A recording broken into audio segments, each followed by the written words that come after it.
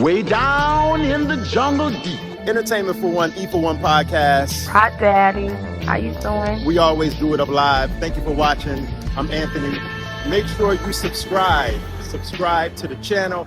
I'm here to dispel, right? And for those of you that doesn't know what dispels mean, I'm getting rid of that entire theory that, and we've been hearing this for 20 something years.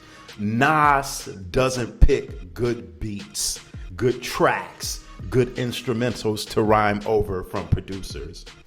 That's just utter BS right there, because if you followed Nas' career, which I'm sure you have, or you wouldn't be watching this vid right now, Nas has some very, very dope and good production on his albums.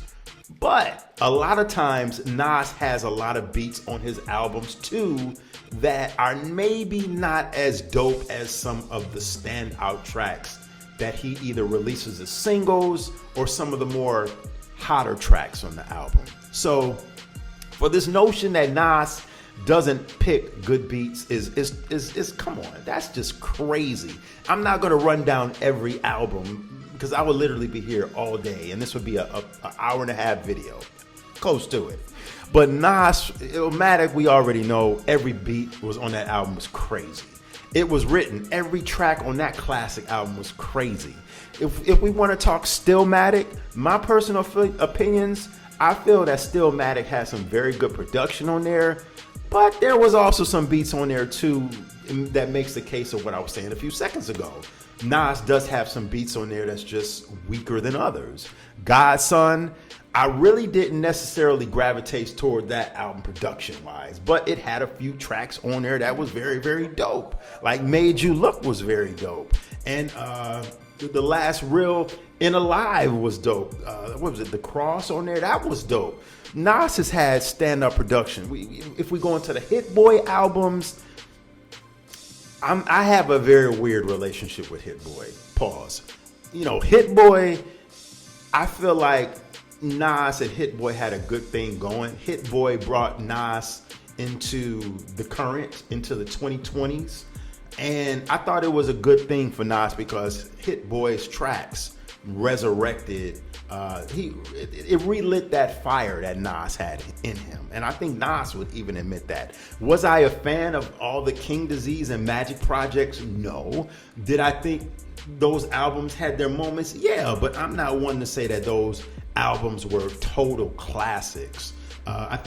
My favorite Hit Boy Nas collaboration as far as lyrical and production wise was probably that last Magic album that came out last year in 2023, Magic 3. I thought that album was very, very dope. Just to skip around, Hip Hop Is Dead, it had its moments on there. I didn't really like the whole freak of the same beat that he did for the other track that he had on the double album, Streets Disciple. I could have did without that because I thought the track on Streets Disciple album, Streets Disciple was a very sleeper album. It was a double album. It had a lot of filler on there. I'm not gonna say a lot of filler on there. It has some filler on there, but Streets Disciple did have its moments on there. Remember the Times. Very, very, very, very dope song. Thief's Theme, that's the song. Thief's Theme was raw. That song was dope right there. And like I said, probably my favorite song on that album was Remember the Times I Hung with the Dimes, Remember the Times I'm with You. That song was very, very dope. Then we had Untitled. You know, that Untitled album was really, really, it came out at a weird time. Untitled / the N album, the N-word album. Untitled, it has some joints on there, but it was the Nasir Kanye album. It just sounded like they literally threw that album together in 24 hours, which they did pretty much. So yeah, okay, I give you that one. Then we got the King's Disease 3. All of those King Disease, like I said, albums, they were pretty tight production wise, although I wasn't in love with all the Hit Boy production.